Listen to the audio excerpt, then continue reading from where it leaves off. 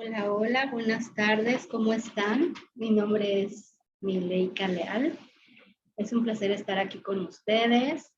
Esta es mi primer lectura de un curso de milagros. Este libro o este reto lo estoy haciendo porque quería leer ese libro y siempre lo empiezo y no lo termino, lo empiezo y no lo termino. Entonces dije, bueno, vamos a hacer esto.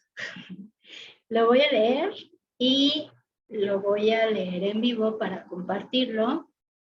Así lo voy igual subiendo para compartirlo con otras personas y me obligo de alguna manera a terminar el libro. Entonces, esta es la primera lectura de un curso de milagros. Prefacio. Este prefacio se escribió en 1977 como una respuesta a las muchas solicitudes recibidas para que se incluyera una introducción a un curso de milagros. Las primeras dos partes de este prefacio, cómo se originó y qué es, las escribió la misma Helen Schucman. La última parte fue escrita mediante el proceso de dictado interno descrito más adelante. ¿Cómo se originó? Un curso de milagros dio comienzo con la súbita decisión de dos personas de colaborar en el logro de un objetivo común. Estas dos personas fueron Helen Schucman y William Tepper, catedráticos de Psicología Médica de la Facultad de Medicina y Cirugía de la Universidad de Columbia en la ciudad de Nueva York. No es realmente importante quiénes fueron esas personas, excepto que lo ocurrido muestra que con Dios todo es posible. A ambos se les podía haber calificado de todo menos de personas espirituales. La relación entre ellos era difícil, a menudo tensa, y a ambos les preocupaba en gran medida su reputación y aceptación tanto a nivel personal como profesional.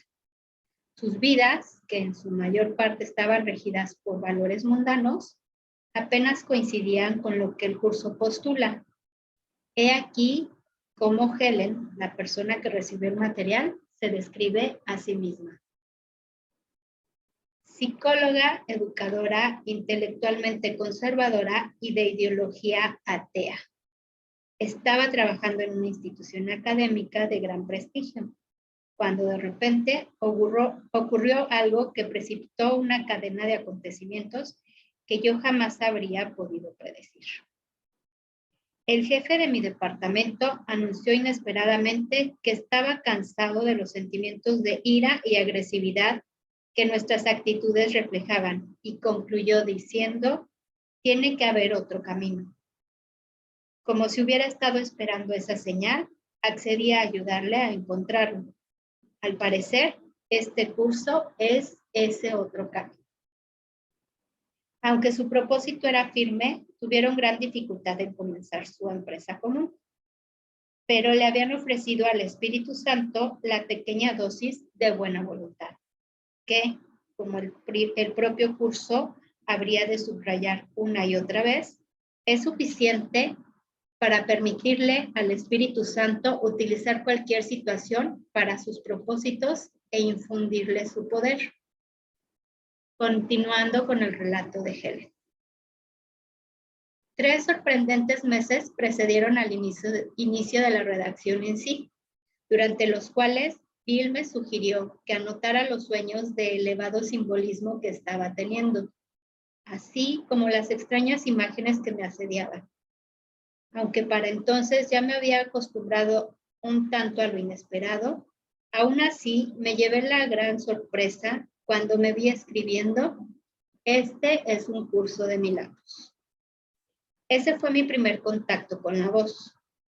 Era una voz que no emitía ningún sonido, pero que me presentaba una especie de dictado rápido interno que yo anotaba en un cuaderno de taquigrafía. La redacción no fue automática. Podía interrumpirla en cualquier momento y después reanudarla. En muchas ocasiones me hizo sentir muy incómoda, pero nunca pensé seriamente en suspenderla. Parecía ser una misión especial que de alguna manera, en algún lugar, yo había acordado llevar a cabo. Terminó convirtiéndose en una verdadera empresa de colaboración entre Bill y yo, y estoy segura de que gran parte de su importancia estriba en ese hecho.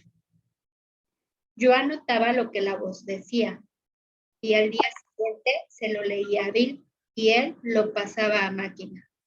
Supongo que él también tenía una misión especial, pues sin su aliento y apoyo, yo nunca hubiese podido llevar a cabo la mía. En total, el proceso duró alrededor de 7 años. Primero llegó el texto, luego el libro de ejercicios y finalmente el manual para el maestro. Al material recibido solo le han hecho unos ligeros cambios sin importancia. Al texto se le añadieron los títulos de los capítulos y los subtítulos y se omitieron de él algunas de las referencias de carácter personal recibidas al principio. Por lo demás, el material no ha sido alterado en absoluto. Los nombres de las personas que colaboraron en la transcripción del curso no se mencionan en la portada de los libros porque el curso puede y debe descansar sobre sus propios méritos. Su objetivo no es sentar las bases para iniciar un culto más. Su único propósito es ofrecer un camino para que algunas personas puedan encontrar su propio maestro interno. ¿Qué es? Como el propio título indica, el curso está organizado de principio a fin como un recurso de enseñanza. Se compone de 3 libros. El texto, que tiene 754 páginas, el libro de ejercicios con 522 y el manual para el maestro, que consta de 100. El orden que el estudiante debe seguir al usar los libros y la manera de estudiarlos depende en cada caso de sus necesidades y preferencias personales. El programa de estudios que el curso propone se planeó meticulosamente y se explica paso a paso, tanto en el orden práctico como en el teórico. El curso pone más énfasis en la aplicación práctica que en la teoría y más en la experiencia que en la teología. Señala específicamente que una teología universal es imposible, mientras que una experiencia universal no solo es posible, sino necesaria. Manual, página 83. Aunque su enfoque es cristiano, el curso aborda temas espirituales de carácter universal. Subraya que no es más que una de las muchas versiones del programa de estudios universal y que difiere de las demás solo en su forma. En última instancia, todas conducen a Dios. El texto es fundamentalmente teórico y expone los conceptos en los que se basa el sistema de pensamiento del curso. Sus ideas contienen los cimientos de las lecciones del libro de ejercicios.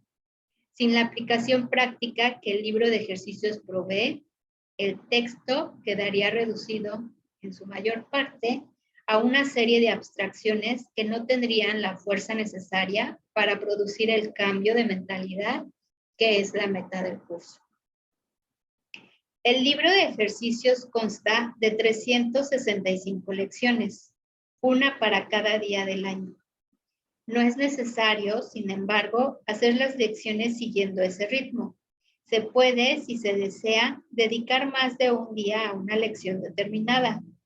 Las instrucciones solo recomiendan que no se intente hacer más de una lección por día. El carácter práctico del libro de ejercicios queda subrayado en su propia introducción, donde se da más valor a la experiencia lograda con la práctica que a cualquier compromiso previo de carácter espiritual. Algunas de las ideas que el libro de ejercicios presenta te resultarán difíciles de creer, mientras que otras tal vez te parezcan muy sorprendentes. Nada de eso importa. Se te pide simplemente que las apliques tal como se te indique. No se te pide que las juzgues. Se te pide únicamente que las uses. Es usándolas como cobrarán sentido para ti y lo que te demostrará que son verdad. Recuerda solamente esto. No tienes que creer en las ideas, no tienes que aceptarlas y ni siquiera tienes que recibirlas con agrado. Puede que hasta te opongas vehementemente a algunas de ellas. Nada de eso importa, ni disminuye su eficacia, pero no hagas excepciones al aplicar las ideas expuestas en el libro de ejercicios. Sean cuales sean tus reacciones hacia ellas, úsalas. No se requiere nada más. Libro de ejercicios, página 2. Finalmente, el manual para el maestro, escrito en forma de preguntas y respuestas, contesta algunas de las preguntas que con mayor probabilidad pueden hacer los estudiantes. Incluye asimismo aclaraciones de algunos de los términos que el curso utiliza y los explica dentro del marco teórico del texto. El curso no afirma ser de por sí el final del aprendizaje, ni es el propósito de las lecciones del libro de ejercicios llevar a término el aprendizaje del estudiante. Al final, se deja al lector en manos de su propio maestro interno, quien dirigirá el resto del aprendizaje a su criterio. Si bien el alcance del curso es muy amplio, la verdad no puede limitarse a ninguna forma finita, como se indica claramente en el párrafo con que finaliza el libro de ejercicios.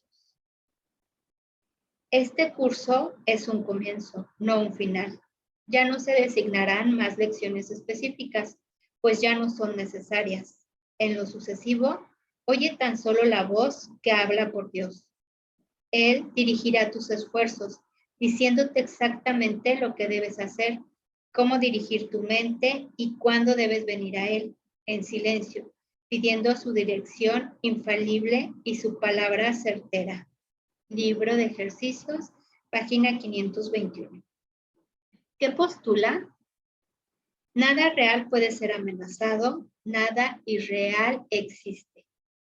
En eso radica la paz de Dios. Así comienza un curso de milagros, el cual establece una clara distinción entre lo real y lo irreal, entre el conocimiento y la percepción. El conocimiento es la verdad y está regido por una sola ley, la ley del amor o Dios. La verdad es inalterable, eterna e inequívoca. Es posible no reconocerla, pero es imposible cambiarla. Esto es así con respecto a todo lo que Dios creó, y solo lo que Él creó es real. La verdad está más allá del aprendizaje, porque está más allá del tiempo y de todo proceso. No tiene opuestos, ni principio, ni fin.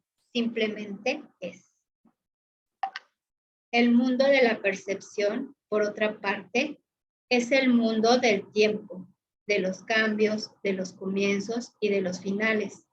Se basa en interpretaciones, no en hechos. Es un mundo de nacimientos y muertes, basado en nuestra creencia en la escasez, en la pérdida, en la separación y en la muerte. Es un mundo que aprendemos en vez de algo que se nos da. Es selectivo en cuanto al énfasis perceptual, inestable en su modo de operar e inexacto en sus interpretaciones. Del conocimiento y de la percepción surgen dos sistemas de pensamiento distintos que se oponen entre sí en todo. En el ámbito del conocimiento no existe ningún pensamiento aparte de Dios, porque Dios y su creación comparten una sola voluntad. El mundo de la percepción, por otra parte, se basa en la creencia en opuestos, en voluntades separadas y en el perpetuo conflicto que existe entre ellas y Dios. Lo que la percepción ve y oye parece real porque solo admite en la conciencia aquello que concuerda con los deseos del perceptor. Esto da lugar a un mundo de ilusiones, mundo que es necesario defender sin descanso, precisamente porque no es real. Una vez que alguien queda atrapado en el mundo de la percepción, queda atrapado en un sueño. No puede escapar sin ayuda, porque todo lo que sus sentidos le muestran da fe de la realidad del sueño. Dios nos ha dado la respuesta, el único medio de escape, el verdadero ayudante. La función de su voz, su Espíritu Santo, es mediar entre los dos mundos. El Espíritu Santo puede hacer eso porque, si bien por una parte conoce la verdad, reconoce también nuestras ilusiones, aunque no cree en ellas. El objetivo del Espíritu Santo es ayudarnos a escapar del mundo de los sueños, enseñándonos cómo cambiar nuestra manera de pensar y cómo corregir nuestros errores. El perdón es el recurso de aprendizaje excelso que el Espíritu Santo utiliza para llevar a cabo ese cambio en nuestra manera de pensar. El curso, no obstante, ofrece su propia definición de lo que en realidad es el perdón, así como también de lo que es el mundo. El mundo que vemos refleja simplemente nuestro marco de referencia interno, las ideas predominantes, los deseos y las emociones que albergan nuestras mentes. La mayor proyección da lugar a la percepción. Texto, página 497. Primero miramos en nuestro interior y decidimos qué clase de mundo queremos ver. Luego proyectamos ese mundo afuera y hacemos que sea real para nosotros tal como lo vemos. Hacemos que sea real mediante las interpretaciones que hacemos de lo que estamos viendo. Si nos valemos de la percepción para justificar nuestros propios errores, nuestra ira, nuestros impulsos agresivos, nuestra falta de amor en cualquier forma que se manifieste, veremos un mundo lleno de maldad, destrucción, malicia, envidia y desesperación. Tenemos que aprender a perdonar todo esto, no porque al hacerlo seamos buenos o caritativos, sino porque lo que vemos no es real. Hemos distorsionado el mundo con nuestras absurdas defensas y, por lo tanto, estamos viendo lo que no está ahí. A medida que aprendemos a reconocer nuestros errores de percepción, aprendemos también a pasarlos por alto, es decir, a perdonarlos. Al mismo tiempo, nos perdonaremos al mirar más allá de los conceptos distorsionados que tenemos de nosotros mismos y ver el ser que Dios creó en nosotros como nosotros. El pecado se define como una falta de amor. Texto, página 12. Puesto que lo único que existe es el amor, para el Espíritu Santo, el pecado no es otra cosa que un error que necesita corrección, en vez de algo perverso que merece castigo. Nuestra sensación de ser inadecuados, débiles y de estar incompletos procede del gran valor que le hemos otorgado al principio de la escasez, el cual rige al mundo de las ilusiones.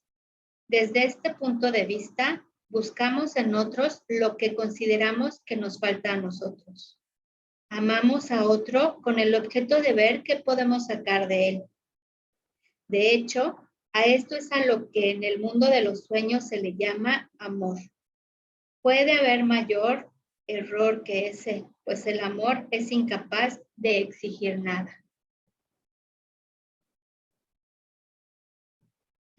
Solo las mentes pueden unirse realmente y lo que Dios ha unido, ningún hombre lo puede desunir. Texto, página 396. No obstante, la verdadera unión que nunca se perdió, solo es posible en el nivel de la mente de Cristo. El pequeño yo procura engrandecerse obteniendo del mundo externo aceptación, posesiones y amor. El ser que Dios creó no necesita nada, está eternamente a salvo y es eternamente íntegro, amado y amoroso. Busca compartir en vez de obtener y extender en vez de proyectar. No tiene necesidades de ninguna clase y solo busca unirse a otros que, como él, son conscientes de su propia abundancia. Las relaciones especiales que se establecen en el mundo son destructivas, egoístas e infantilmente egocéntricas. Mas, si se le entregan al Espíritu Santo, pueden convertirse en lo más sagrado de la tierra, en los milagros que señalan el camino de retorno al cielo. El mundo utiliza las relaciones especiales como el último recurso en favor de la exclusión y como una prueba de la realidad de la separación.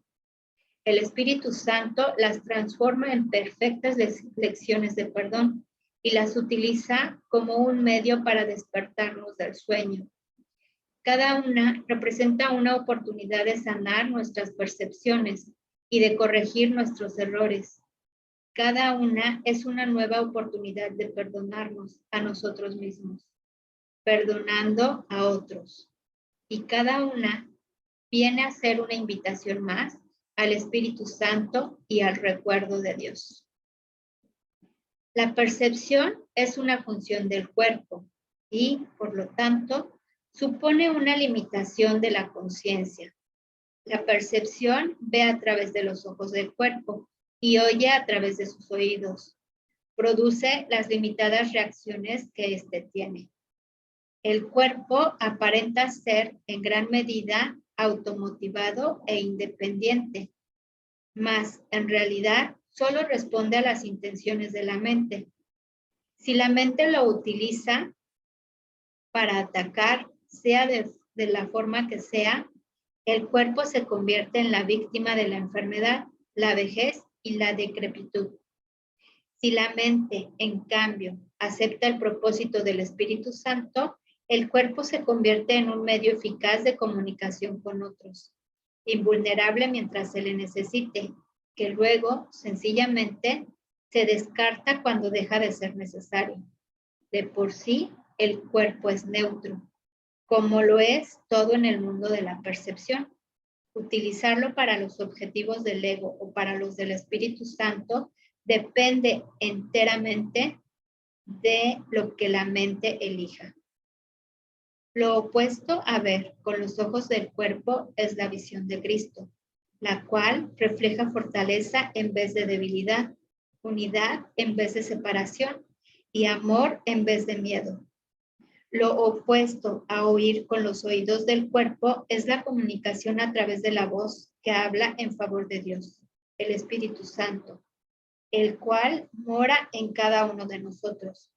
Su voz nos parece distante y difícil de oír, porque el ego que habla en favor del yo falso y separado parece hablar a voz en grito.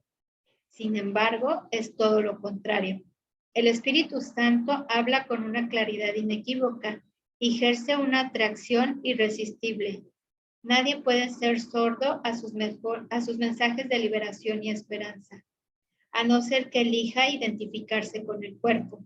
Ni nadie puede dejar de aceptar jubilosamente la visión de Cristo a cambio de la miserable imagen que tiene de sí mismo.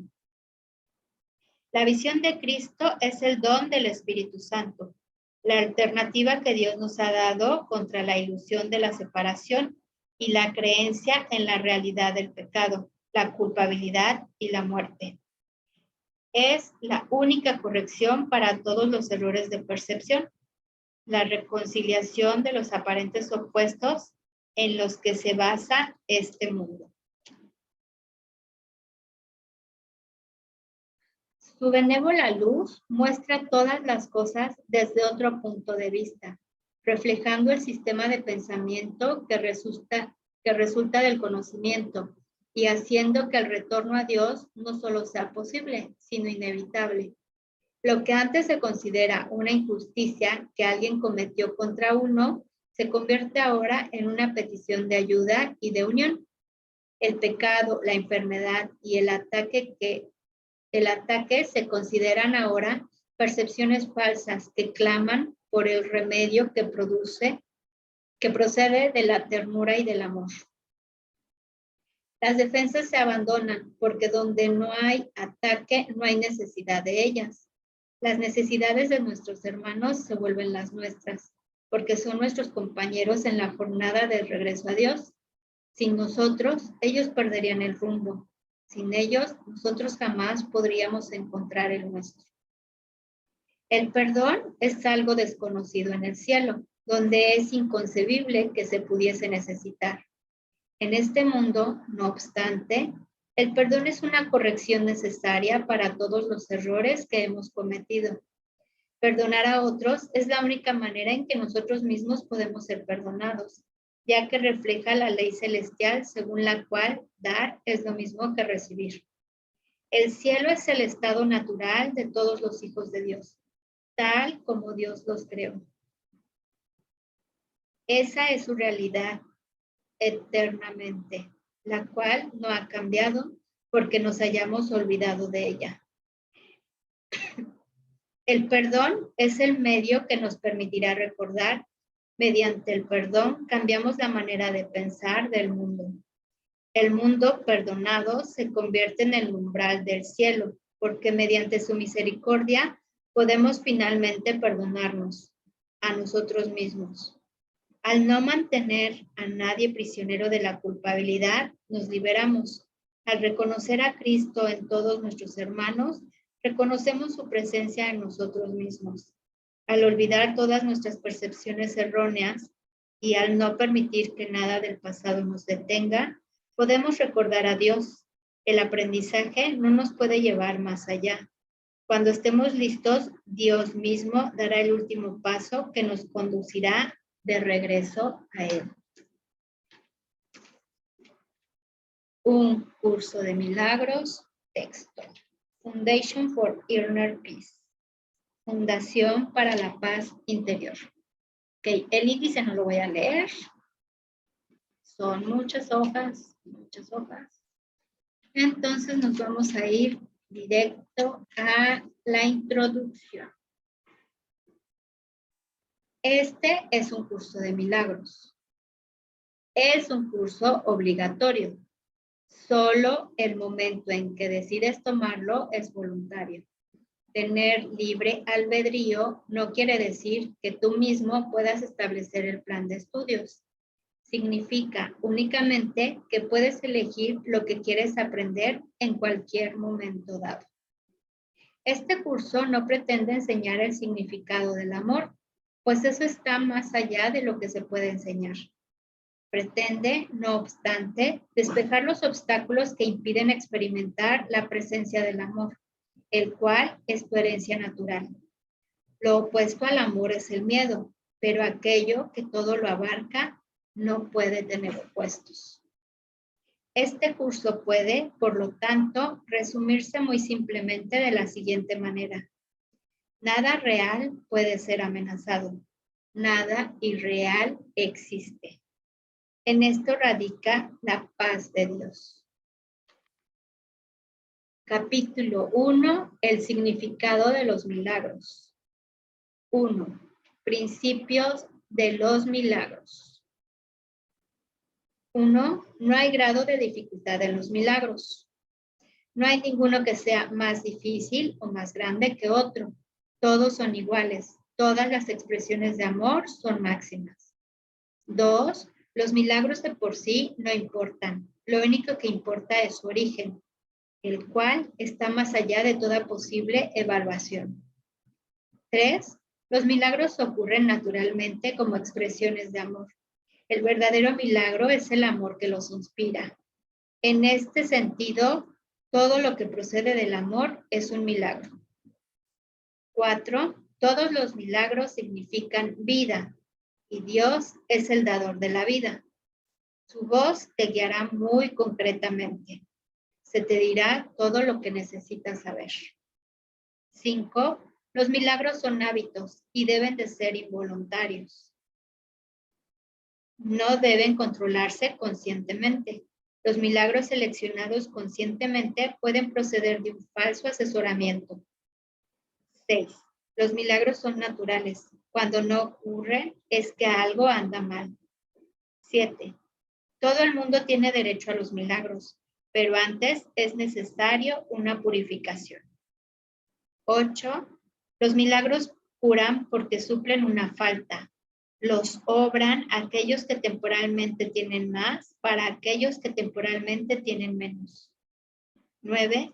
Los milagros son una especie de intercambio, como toda expresión de amor, que en el auténtico sentido de la palabra es siempre milagrosa. Dicho intercambio intervienen las leyes físicas. Brindan más amor tanto al que da como al que recibe. 10. Cuando se obran milagros con vistas a hacer de ellos un espectáculo para atraer creyentes, es que no se ha comprendido su propósito. 11. La oración es el vehículo de los milagros. Es el medio de comunicación entre lo creado y el creador. Por medio de la oración se recibe amor y por medio de los milagros se expresa amor. 12. Los milagros son pensamientos. Los pensamientos pueden representar el nivel inferior o corporal de la experiencia o el nivel superior o espiritual de experiencia. Uno de ellos da lugar a lo físico, el otro crea lo espiritual. 13. Los milagros son a la vez comienzos y finales, y así alteran el orden temporal. Son siempre afirmaciones de renacimiento, que parecen retroceder, pero que en realidad van hacia adelante. Cancelan el pasado en el presente, y así liberan el futuro. 14. Los milagros dan fe de la verdad. Son convincentes porque proceden de la convicción. Sin convicción degeneran en magia que es insensata y, por lo tanto, destructiva, o más bien el uso no creativo de la mente. 15. Todos los días deberían consagrarse a los milagros. El propósito del tiempo es que aprendas a usarlo de forma constructiva. El tiempo es, por lo tanto, un recurso de enseñanza y un medio para alcanzar un fin. El tiempo cesará cuando ya no sea útil para facilitar el aprendizaje. 16. Los milagros son recursos de enseñanza para demostrar que dar es tan bienaventurado como recibir. Aumentan la fortaleza del que da y simultáneamente le dan fortaleza al que recibe. 17. Los milagros trascienden el cuerpo, son cambios súbitos al dominio de lo invisible, más allá del nivel corporal. Por eso es por lo que curan. 18. El milagro es un servicio.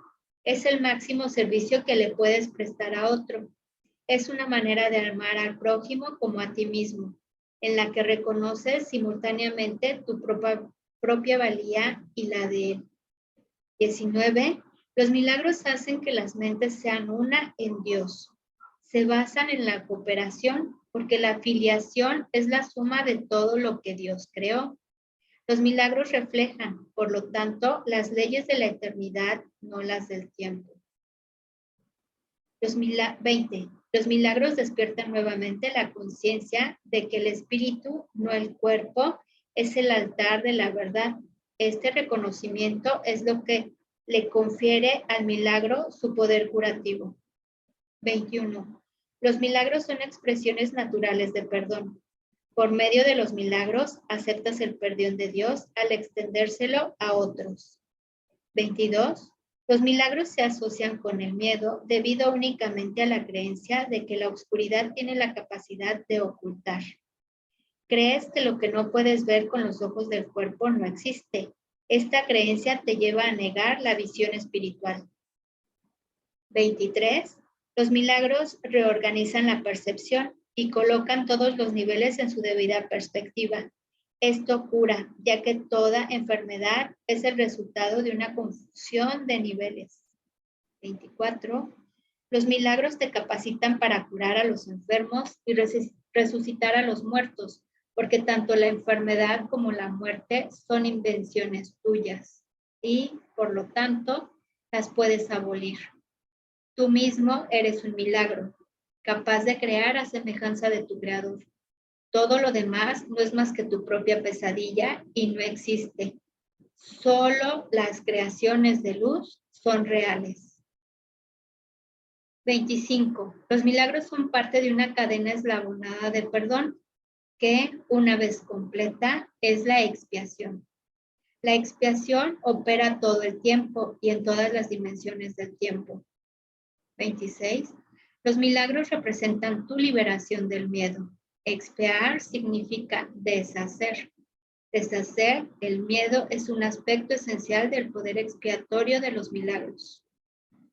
27. Un milagro es una bendición universal de Dios a todos mis hermanos por mediación mía.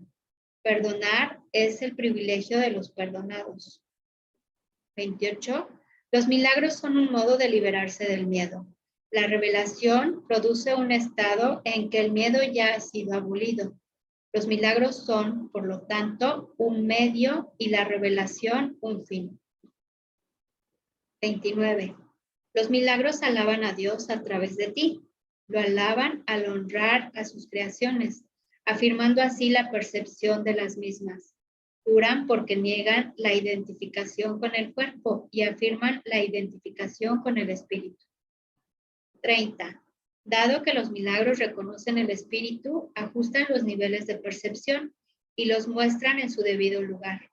Esto sitúa al espíritu en el centro, desde donde puede comunicarse directamente. 31. Los milagros deben inspirar gratitud, no reverencia. Deben dar gracias a Dios por lo que realmente eres. Los hijos de Dios son santos y los milagros honran su santidad, que ellos pueden ocultar, mas nunca perder. 32. Yo inspiro todos los milagros, que en realidad son intersecciones. Interceden en favor de tu santidad y santifican tus percepciones. Al ubicarte más allá de las leyes físicas, te elevan a la esfera del orden celestial. En ese orden, tú eres perfecto. 33. Los milagros te honran porque eres digno de ser amado. Desvanecen las ilusiones que albergas acerca de ti mismo y perciben la luz en ti. De esta forma, al liberarte de tus pesadillas, expían tus errores. Al liberar a tu mente de la presión de tus ilusiones, te restauran la cordura. Los milagros le devuelven a la mente su llenura. Al expiar su sensación de carencia, establecen perfecta protección. La fortaleza del espíritu no da cabida a intromisiones. 35. Los milagros son expresiones de amor, pero puede que no siempre tengan efectos observables. 36. Los milagros son ejemplos de recto pensar que armonizan tus percepciones con la verdad tal como Dios la creó. 37. Un milagro es una corrección que yo introduzco en el pensamiento falso. Actúa como catalizador, disolviendo la percepción errónea y reorganizándola debidamente. Esto te coloca bajo el principio de la expiación, donde la percepción sana. Hasta que esto no ocurra, no podrás conocer el orden divino. 38. El Espíritu Santo es el mecanismo de los milagros. Él reconoce las creaciones de Dios, así como tus ilusiones. Separa lo verdadero de lo falso mediante su capacidad para recibir totalmente en vez de selectivamente. 39. El milagro elimina el error porque el Espíritu Santo lo identifica como falso o irreal. Esto es lo mismo que decir que al percibirse la luz, la oscuridad desaparece automáticamente. 40. El milagro reconoce que todo el mundo es tu hermano, así como mi hermano también. Es una manera de percibir la marca universal de Dios. 41. El contenido perceptual de los milagros es la plenitud. De ahí se pueden corregir o redimir la errada percepción de carencia. 42. Uno de los mayores beneficios que se deriva de los milagros es su poder para liberarte de tu falso sentido de aislamiento, privación y carencia. 43. Los milagros surgen de un estado mental milagroso o de un estado de estar listo para ellos. 44. Los milagros son expresiones de una conciencia interna de Cristo y de haber aceptado su expiación. 45. Un milagro nunca se pierde. Puede afectar a mucha gente que ni siquiera conoces y producir cambios inimaginables en situaciones de las que ni siquiera eres consciente. El Espíritu Santo es el medio de comunicación más elevado. Los milagros no entrañan este tipo de comunicación debido a que son medios temporales de comunicación. Cuando retornes a la forma original de comunicación con Dios por revelación directa, los milagros dejarán de ser necesarios. 47. El milagro es un recurso de aprendizaje que reduce la necesidad del tiempo. Establece un intervalo temporal fuera de lo normal que no está sujeto a las leyes usuales del tiempo. En este sentido, es intemporal. 48. El milagro es el único recurso que tienes a tu inmediata disposición para controlar el tiempo. Solo la revelación lo trasciende al no tener absolutamente nada que ver con el tiempo. 49. El milagro no distingue entre diferentes grados de percepción errónea. Es un recurso para sanar la percepción, que es eficaz independientemente del grado o dirección del error. En eso radica su verdadera imparcialidad. 50. El milagro compara lo que tú has hecho como la creación, aceptando como cierto lo que concuerda con ella y rechazando como falso lo que no. 2. La revelación, el tiempo y los milagros. 1. La revelación produce una suspensión completa, aunque temporal, de la duda y el miedo. Refleja la forma original de la comunicación entre Dios y sus creaciones, la cual entraña la sensación extremadamente personal de creación que a veces se busca en las relaciones físicas. La proximidad física no puede proporcionarla. Los milagros, en cambio, son genuinamente interpersonales y conducen a un auténtico acercamiento a los demás. La revelación te une directamente a Dios. Los milagros te unen directamente a tu hermano. Ni la revelación ni los milagros emanan de la conciencia, aunque ambos se experimentan en ella. La conciencia es el estado que induce a la acción, aunque no la inspira. Eres libre de creer lo que quieras y tus actos dan testimonio de lo que crees. La revelación es algo intensamente personal y no puede transmitirse de forma que tenga sentido. De ahí que cualquier intento de describirla con palabras sea inútil. La revelación induce solo a la experiencia. Los milagros, por otra parte, inducen a la acción. Por ahora, resultan más útiles debido a su naturaleza interpersonal. En esta fase del aprendizaje, obrar milagros es importante, porque no se te puede forzar a que te liberes del miedo. La revelación es literalmente inefable, porque es una experiencia de amor inefable. 3. La reverencia se debe reservar solo para la revelación, a la que se le puede aplicar perfecta y correctamente. No es una reacción apropiada hacia los milagros, porque un estado de reverencia es un estado de veneración, lo cual implica que uno de rango inferior se encuentra ante su creador. Tú eres una creación perfecta y deberías sentir reverencia solamente en presencia del creador y de la perfección. El milagro es, por lo tanto, un gesto de amor entre iguales. Los que son iguales no deben sentir reverencia por los unos por los otros, pues la reverencia implica desigualdad. Por consiguiente, no es una reacción apropiada hacia mí. Un hermano mayor merece respeto por su mayor experiencia y obediencia por su mayor sabiduría. También merece ser amado por ser un hermano y devoción si es devoto. Es tan solo mi devoción por ti lo que me hace merecedor de la tuya. No hay nada con respecto a mí que tú no puedas alcanzar.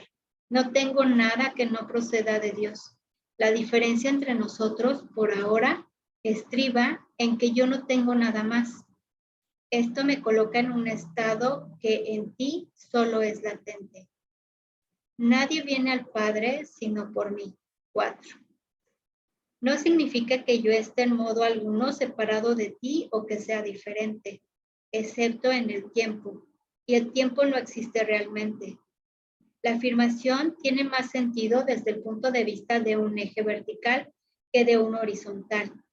Tú estás debajo de mí y yo estoy debajo de Dios. En el proceso de ascensión, yo estoy más arriba porque sin mí, la distancia entre Dios y el hombre sería demasiado grande para que tú la pudieses salvar. Yo salvo esa distancia por ser tu hermano mayor, por un lado, y por el otro, por ser un hijo de Dios. La devoción que les profeso a mis hermanos es lo que me ha puesto a cargo de la afiliación, que completo porque formo parte de ella. Tal vez esto parezca contradecir la afirmación, yo y el Padre somos uno, pero esa afirmación consta de dos partes, en reconocimiento de la mayor grandeza del Padre.